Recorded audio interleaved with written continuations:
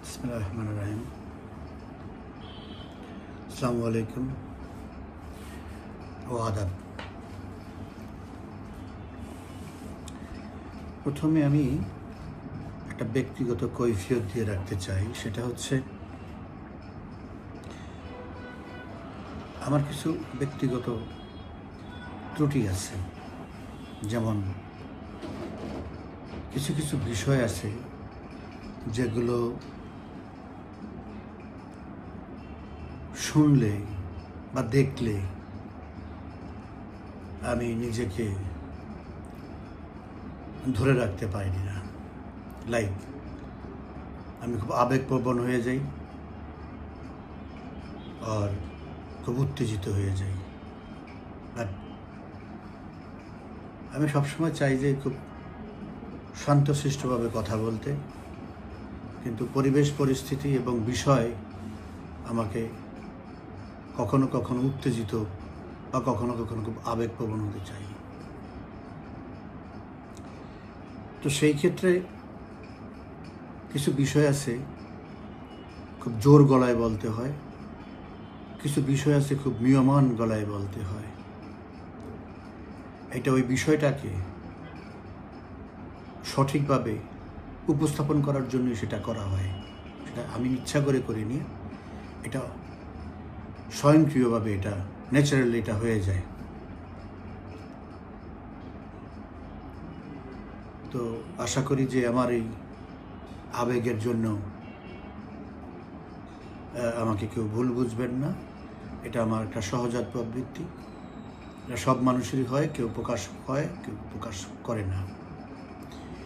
আজকে যে বিষয় নিয়ে আলোচনা করব সেটা হচ্ছে যে এই যে ডক্টর ইউনূস মাননীয় প্রধানমন্ত্রী ও তার পরিবারের পিছনে যেভাবে সময় ব্যয় করতেছে কুৎসা রটনা করার জন্য, অপবাদ দেওয়ার জন্য, মানুষকে ভুল বোঝানোর জন্য, দেশে তো তার কিছু করার নাই। দেশ নিয়ে সে কিছুই করতে পারবে না। সে এমন এক গাড়িতে এসে বসছে, এই গাড়ির সম্পর্কে তার কোনো ধারণাই নাই এটা কিভাবে চালাতে হবে।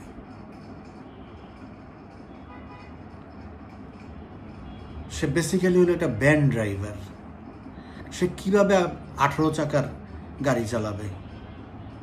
প্রবলেমটা ওখানে, যার জন্য উনি হাল ছেড়ে দিয়ে ওই যে বলে আমি তো চেষ্টা করতেছি, না পারলে কি করবো, কপাল খারাপ। তো উনি এখন কপালের উপরে ছেড়ে দিয়ে এখন মনোনিবেশ করছে যে আমার তো যেতেই হবে, আর আমার কপালে যা আছে তা তো আছেই। অথবা আমি যেই কয়দিন যতক্ষণ সময় পাই ততক্ষণ পর্যন্ত বঙ্গবন্ধু পরিবারের উপরে যতটা কালিমা লিপ্ত করা যায় ওইটাই ওনার মনের তুষ্টি। এবং ওই থেকে সে এবং তার সাথে যোগ হয়েছে বিএনপি জামাত। কারণ এই যে স্বেচ্ছাচারিতা, এই যে প্রতিহিংসা, এই যে মিথ্যাচার এগুলি করতেছে, এগুলি তো বিএনপির কোনো নেতা, শীর্ষ নেতা বা জামাত এরা তো এগুলি বলে না যে ব্যক্তিগত বিষয় নিয়ে বা এই সমস্ত সুনির্দিষ্ট প্রমাণ না থাকলে কোনো কিছু নিয়ে কাউকে মিডিয়া ট্রায়াল করা ঠিক হবে না। সেগুলি তো তারা বলে না, তারা উস্কানি দিতেছে, আরও বলতেছে, আরও ডুবডুবি বাজাচ্ছে সাথে। তো এটা একটা চক্র, একটা নেক্সাস হয়ে গেছে এদের মধ্যে এটা করার জন্য। কি বিষয় নিয়ে তারা কথা বলতেছে?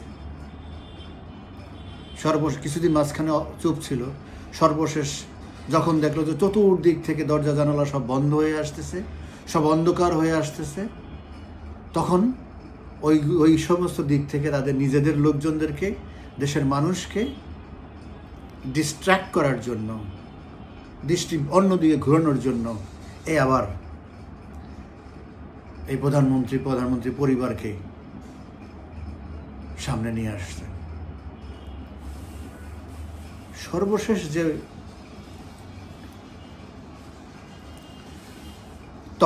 অপতথ্য প্রকাশ করলো, তাও পুরোপুরি প্রকাশ করে নাই। কি প্রকাশ করলো? 124টা অ্যাকাউন্ট প্রথমে বলল শেখ হাসিনা এবং তার পরিবারের 124 অ্যাকাউন্ট, আর পরবর্তীতে আবার বলল যে তা স্বার্থ সংশ্লিষ্ট, তার পরিবার এবং তার স্বার্থ সংশ্লিষ্ট 124টা অ্যাকাউন্ট, 635 কোটি টাকা পাওয়া গেছে। এটা আজকে পাওয়া যায় না, এটা তো পাওয়া গেছে সেই এই আগস্ট মাসের 15-20 তারিখের মধ্যেই। তো এগুলি ধরে রাখছে, কেন ধরে রাখছে? সময় মতো এই ডিমগুলি পারবে। তো 124টা অ্যাকাউন্ট করলো। এগুলি তো প্রধানমন্ত্রীর যে পরিবার বলতে বোঝায় তার 7 জন, ওনারা 2 বোন, মানে প্রধানমন্ত্রীর 2 ছেলে মেয়ে, আর শেখ রেহানা ছোট আবার 3 ছেলে মেয়ে, এই 7 জন। আমি দাবি করব এই 7 জনের যে অ্যাকাউন্ট যতটাই থাকুক, সেই অ্যাকাউন্টের বিস্তারিত জাতিকে জানানোর জন্য যে এই অ্যাকাউন্টগুলিতে কত টাকা আছে, কোন অ্যাকাউন্টে কত টাকা আছে। গড় বলে দিলাম 124 অ্যাকাউন্ট। এগুলি হলো শুভঙ্করের ফাঁকি, মানুষকে ধোঁকা দেওয়ার জন্য। বিস্তারিত বলতে হবে, আদালতের কাছে তো বিস্তারিত জানানো হয়েছে, সেইটা প্রকাশ করা হোক। কত টাকা অ্যাকাউন্ট, একটা প্রকাশ করেছে প্রধানমন্ত্রীর অ্যাকাউন্টে 3,83,00,000 টাকা। তো প্রধানমন্ত্রী দায়িত্বে নেওয়া আছে 15 বছর 7 মাস। উনি যে বেতন ভাতা পায় তাই তো পায় 10 কোটি টাকার কাছাকাছি। তারপর ওনার নিজস্ব কিছু জমি কৃষি এই সমস্ত আছে, সেখান থেকে আরও 4-5 কোটি টাকা পায়। তো ওনার তো খরচ নাই, উনি রাষ্ট্রের জন্য কাজ করে, ওনার ভরণ পোষণ রাষ্ট্র দেয়। ওনার ওই টাকার থেকে মানুষকে সাহায্য করে, 10,000, 20,000, 50,000, 1 লাখ, 2 লাখ, 5 লাখ, যখন যাকে যতটুকু পারে। এটা হলো ওনার ব্যক্তিগত। প্রতিটা বছর ওনার এই ট্যাক্স রিপোর্ট দেওয়া হয়, ট্যাক্স হিসাব দেওয়া হয়, ট্যাক্সের হিসাবের মধ্যে পরিষ্কার বলা থাকে, প্রকাশ করা হয়। নির্বাচন হয়, নির্বাচনে সেখানে পরিষ্কার দেয়া আছে ওনার সম্পদ কত, ওনার আয় কত, ওনার ব্যাংকে জমা কত, এগুলো প্রকাশ করেন। যে 4 কোটি টাকা ওনার অ্যাকাউন্টে আছে, এই 4 কোটি টাকা উনি কোথায় পেয়েছে, উনি এই 4 কোটি টাকার কথা প্রকাশ করছে কিনা, উনি এর চেয়ে বেশি টাকা প্রকাশ করেছে ওনার নির্বাচনী ফর্মে, ওনার ট্যাক্স ফাইলে ট্যাক্স দেয় এই টাকার উপরে, আরও বেশি টাকার উপরে ট্যাক্স দেয়।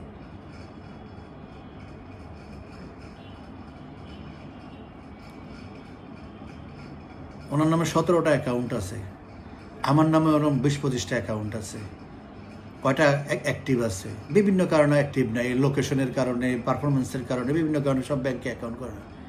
তো আমি তো সাধারণ ছোট একটা ব্যবসায়ী, তা আমারও তো 20-25টা অ্যাকাউন্ট আছে। এরকম বাংলাদেশে বহু লোক আছে, 10টা-12টা অ্যাকাউন্ট আছে, 20টা-25টা। বড় বড় ব্যবসায়ীদের তো আরও শত অ্যাকাউন্ট থাকতে হয়। তো অ্যাকাউন্টের হিসাব মানে তো একটা মানুষের 10টা অ্যাকাউন্ট, 20টা, 50টা অ্যাকাউন্ট মানে দুর্নীতি না।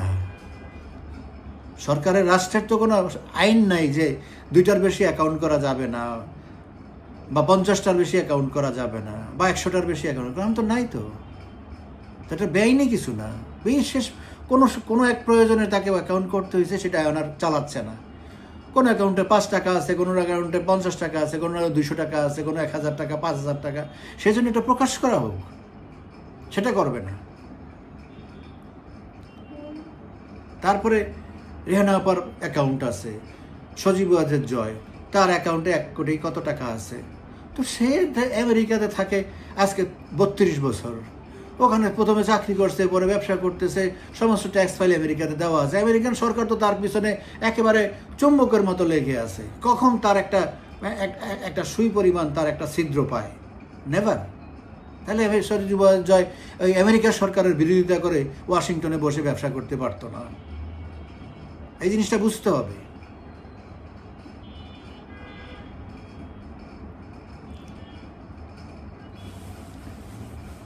আওয়ামী লীগের নামের কয়েকটা আওয়ামী লীগের দলের নামে কয়েকটা অ্যাকাউন্ট আছে, সেখানে পেয়েছে 41 কোটি টাকা, 37 কোটি টাকার মতো।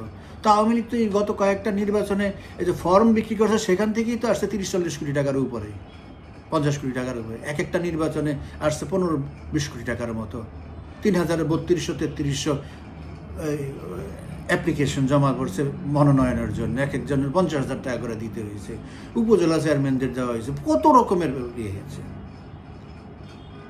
এটা তো নির্বাচন কমিশনের যেই আরপিওর নিয়ম অনুযায়ী প্রত্যেক বছর প্রতিটা দলকে তার আয় ব্যয়ের হিসাব দিতে হয়, সেখানে দেওয়া আছে। আওয়ামী লীগের আয় ব্যয়ের হিসাবে 100 কত কোটি টাকা যেন দেওয়া আছে, সেখানে তারা এখন পেয়েছে মাত্র কত 40 কোটি টাকার নিচে, 37-38 কোটি টাকা।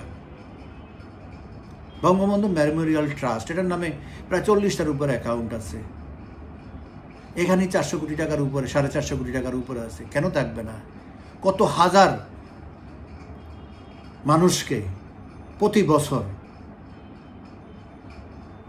সহযোগিতা করতেছে, শিক্ষা সহযোগিতা, চিকিৎসা সহযোগিতা, বিয়ে সহযোগিতা, কত রকমের সমস্যা আছে মানুষের, সব সমস্যা নিয়ে, অনেক সমস্যা নিয়ে সেখানে যায়। মেরিট দেখে, প্রয়োজনীয় দেখে, গুরুত্ব দেখে তাদেরকে যতটুক পারে ততটুক দেয়। এই টাকা তো কারো ব্যক্তিগত টাকা না, এই টাকা তো দিচ্ছে মানুষ সাহায্য করতেছে এই প্রতিষ্ঠানে। সেই টাকা কোত্থেকে আসতে সব কিছু অডিট করা আছে, ট্যাক্স ফাইল আছে, সব কিছু আছে। সূচনা ফাউন্ডেশন কি মহৎ কাজ, ডিজেবল মানুষকে সহযোগিতা করা। শেখ হাসিনার মেয়ে সাইমা আজাদ পুতুল কি উদ্যোগ নিয়েছে, বিশ্বব্যাপী প্রশংসা সে উদ্যোগ নিয়েছে। বাংলাদেশের একমাত্র রাজনীতিবিদ শেখ হাসিনা, তার কন্যা এরকম একটা উদ্যোগ নিয়েছে। আরো তো বহু রাজনীতিবিদ আছে, তারা তো কেউ এরকম উদ্যোগ নেয় নাই।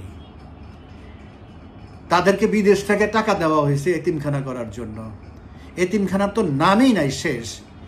এতিমখানার অ্যাকাউন্টের থেকে টাকা নিয়ে ব্যক্তিগত অ্যাকাউন্টে, ব্যক্তিগত অ্যাকাউন্টে রাখেছে। কেন? আপনি এতিমখানা কেন করলেন না? টাকা আনলেন আপনি এতিমখানা মানুষের উপকার করবেন বলে, এতিমদের উপকার করবেন বলে, সেটা এতিমদের উপকার করলেন না।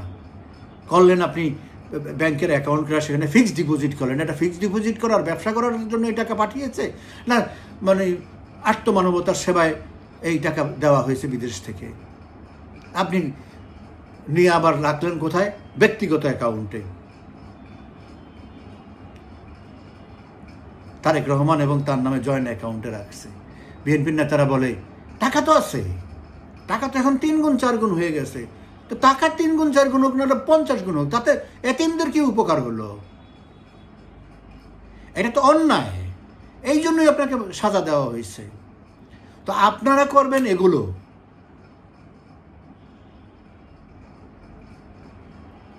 আর শেখ হাসিনার মেয়ে আত্মমানবতার সেবায় প্রতিষ্ঠান করে দেশের ধনাঢ্য ব্যক্তিরা সেখানে টাকা দেয়, সেই টাকা অডিট করা হোক, যে কত টাকা সে গ্রহণ করছে, কত টাকা কোথায় ব্যয় করেছে, নিজে কত টাকা খরচ করেছে।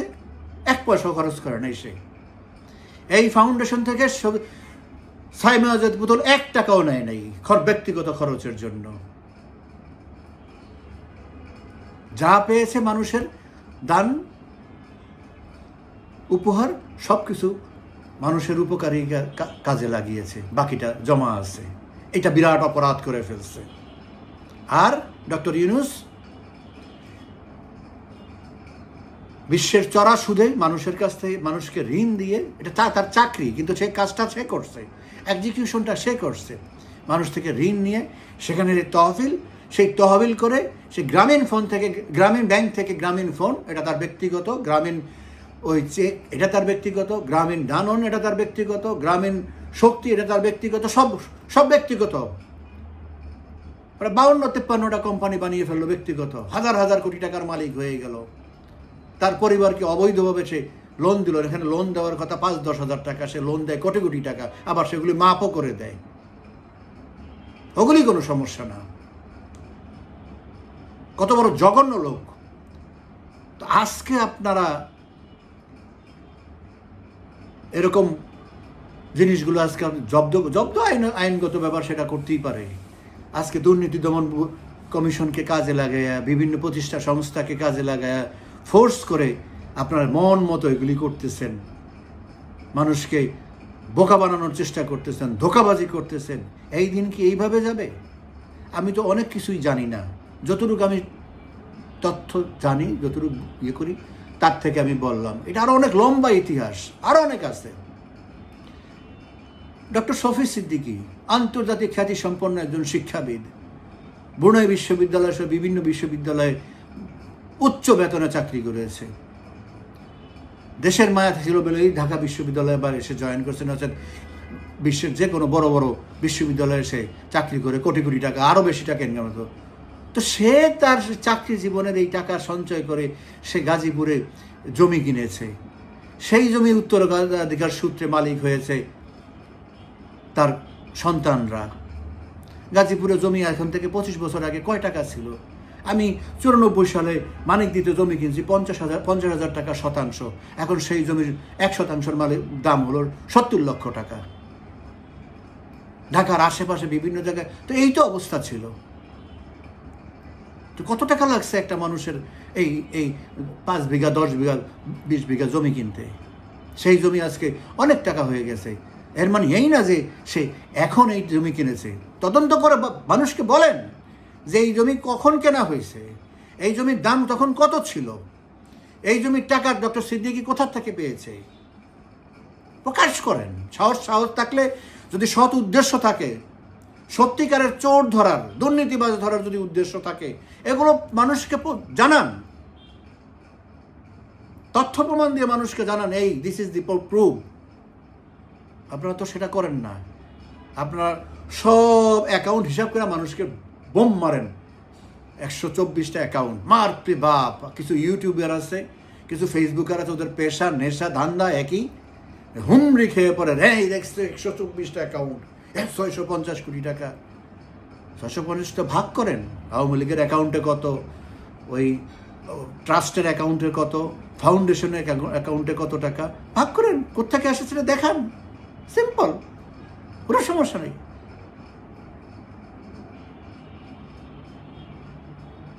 আপনারা বাড়িঘর জব্দ করেন, মানুষকে দেখান যে এই সম্পদ করে ফেলছে বাড়িঘর।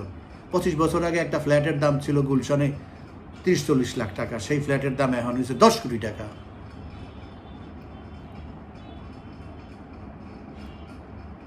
আপনারা ফ্ল্যাট জব্দ করেন, আপনাদেরও সম্পদ আছে এবং সব অবৈধভাবে করা। আপনি 6,000 টাকা চাকরি বেতনে ঢুকে আপনি 60,000 টাকার কোটি টাকার উপরে আপনি ধান্দা করেছেন, সম্পদ বানিয়েছেন, এই হিসাব তো আপনাকে দিতে হবে। শেখ হাসিনা তো ভুল করে নাই, অন্যায় করেছে। আমি বলবো আপনার জেল হয়েছে 6 মাস, ওই 6 মাস আপনাকে মানবতা করা উচিত হয় না, আপনাকে জেলখানায় ঢুকানো উচিত ছিল।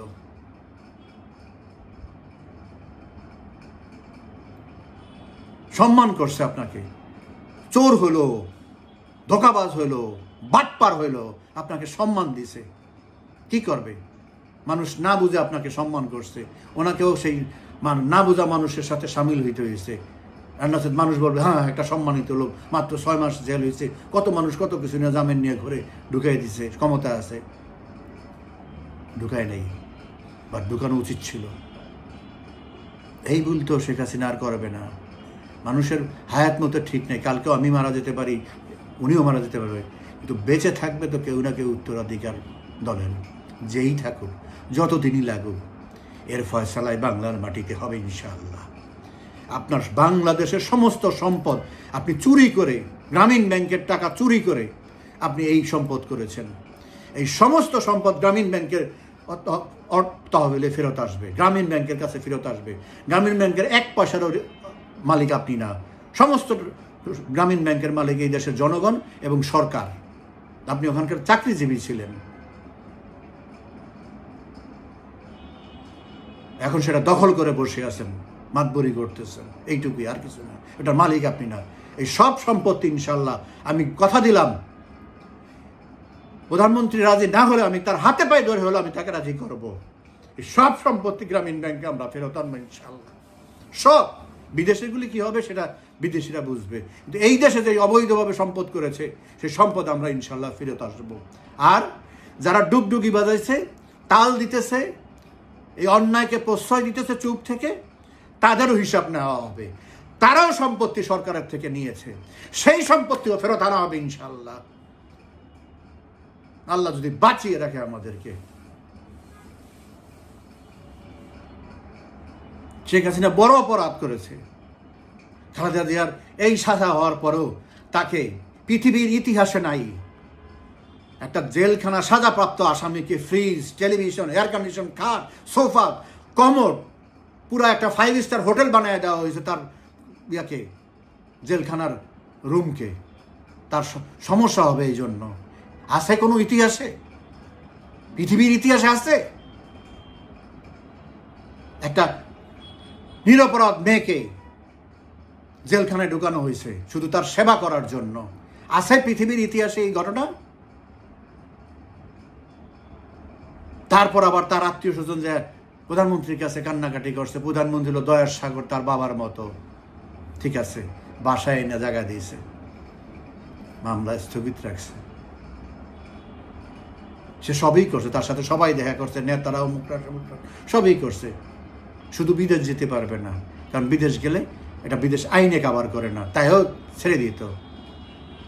তারপর আমি আমার ফেসবুকে লেখা আছে, তারপর আমি বলছি ঠিক আছে, বিদেশ যাওয়ারও ব্যবস্থা করে দেব, আপনারা যোগাযোগ করেন ঠিক মতো, ঠিক জায়গায়, এবং কিছু বিষয় আছে এগুলি সেটেল করেন, বিদেশেও যাবে, কোনো সমস্যা নেই। এইসব পরোয়া শেখ হাসিনা করে না। আওয়ামী লীগকে ভোটে হারাবে এই চিন্তা কোনোদিন কেউ করে না। আওয়ামী লীগের আন্দোলন করে আওয়ামী লীগকে ক্ষমতাচ্যুত করতে পারবে, এইটা অসম্ভব।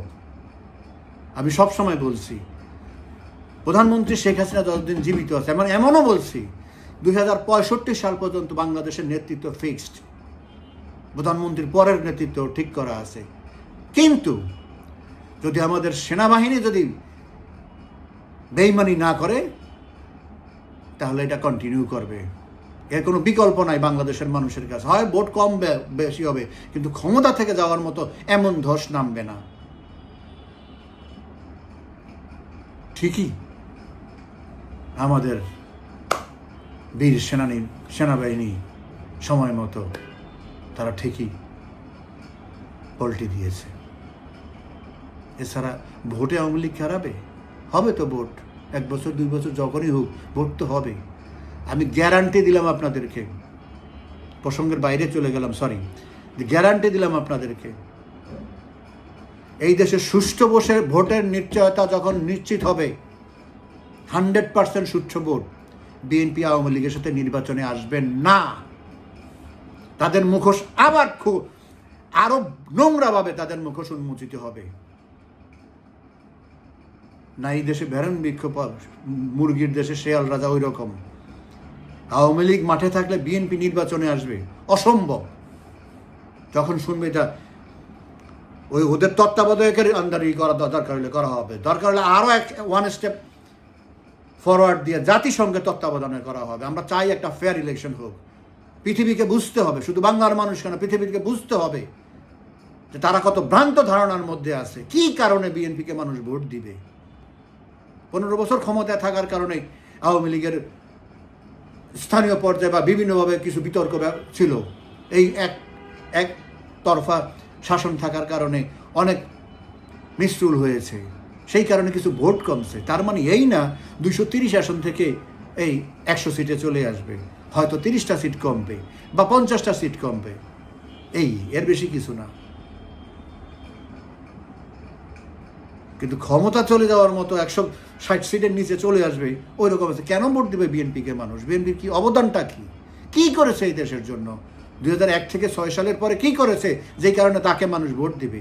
আওয়ামী লীগ যেমন উন্নয়ন করেছে, হ্যাঁ, আবার কিছু সমস্যাও করেছে, তো মানুষ সেটা হিসাব করবে। আর এখন তো আরো সর্বনাশ বিএনপির জন্য। এই 7 মাসে তারা যা দেখছে দেশের মানুষ এখন হলো ভিক্ষা চাই না, কুত্তা সামলা। আমার আর দরকার নেই, দেখা হয়ে গেছে। ভাবছিলাম যে একটু আয়না দেখে কি অবস্থা হয়, একেবারে পরিষ্কার হয়ে গেছে। এটা তারাও বুঝে। ক্ষমতায় পুরোপুরি যায় না, শেয়ারে আছে, ভাগে ক্ষমতায়, তাতেই অবস্থা। এই দেশে যত যা কিছু হয়েছে 7 মাসে সমস্ত দায় দায়িত্ব বিএনপির। কারণ বিএনপি বলছে এই সরকার তাদের, তারা এই সরকার হচ্ছে এবং এই সরকার টিকিয়েও রাখছে তারা, এবং এই সরকারের মাথার উপরে বড়ই রেখে তারা সেই বড়ই খাচ্ছে, সব সুবিধা তারা নিচ্ছে। যমুনার ক্যান্টনমেন্টগুলি ছাড়া বাংলাদেশের সমস্ত দখল বিএনপির, কিছু কিছু জায়গায় জামায়াত। তো জামাতটা আমি হিসেবেই ধরি না, তো কোনো রাজনীতি করার কোনো সুযোগ নেই জামায়াত ইসলামী নামে অন্তত।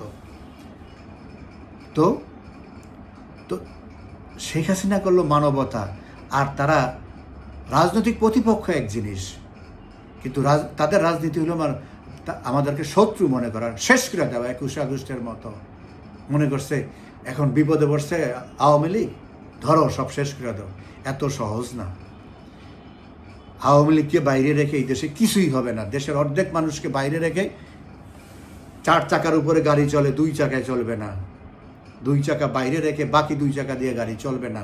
অতীতেও চলে নাই, ভবিষ্যতেও চলবে না। অতএব আপনাদের কাছে আমার অনুরোধ যে ফেসবুক বা social media is a powerful media এখন সারা বিশ্বেই।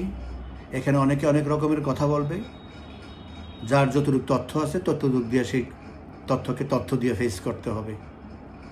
মনোবল থাকতে হবে যে আমরা এমন একটা দল করি, আমাদের নেতা এমন একজন মহিষী নারী, তার ভুল হতে পারে, সে কোনোদিন অন্যায় করবে না, কোনোদিনও না জীবদ্দশায়, যে বাংলাদেশের মানুষের, বাংলাদেশের কোনো ক্ষতি হবে এমন কাজ তাকে দিয়ে তার জীবন থাকতে করাতে পারবে না।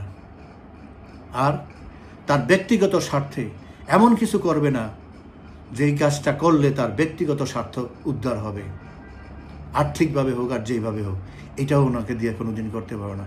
এই বিশ্বাস আমার আছে, এই বিশ্বাস বাংলাদেশের কোটি কোটি মানুষের আছে, এবং শেখ হাসিনা তাই। এই বিশ্বাস এবং আস্থা রেখেই আমাদের সামনে আগাতে হবে, মানুষকে বুঝাতে হবে যারা ভুল বুঝেছে। আমাদের দেশের মানুষ সহজ সরল মানুষ। একটা যে লোক একটা সার্কাস্টিকলি একটা জিনিস বুঝালে হঠাৎ করে তারা বুঝে ফেলে, এবং তাকে আবার সঠিকটা তার মতো করে বুঝাতে হবে, আমার মতো করে না। সে যেইভাবে বুঝতে চায় ঠিক সেইভাবে তাকে যুক্তি তর্ক তথ্যপত্র দিয়ে তাকে বুঝাতে হবে জিনিসটা এই না এই, তাইলেই মানুষের ভুল ভাঙবে। আমাদের রাজনীতি মানুষকে নিয়ে, মানুষের কাছেই যেতে হবে। এটাই নেত্রী সর্বশেষ ভাষণের কথা। মানুষের কাছে যেতে হবে, মানুষের সাথে কথা বলতে হবে, তাদের প্রয়োজনে যতটুকু সম্ভব পাশে থাকতে হবে। এই দিন না। শেখ হাসিনাকে আল্লাহ বাঁচিয়ে রাখবে, সুস্থ রাখবে ইনশাআল্লাহ, এই দেশের জনগণের স্বার্থে। 41 সালের মধ্যে স্মার্ট বাংলাদেশ আর জাতির পিতার স্বপ্নের সোনার বাংলাদেশ করার জন্য। জয় বাংলা। ভালো থাকবেন সবাই, ধন্যবাদ।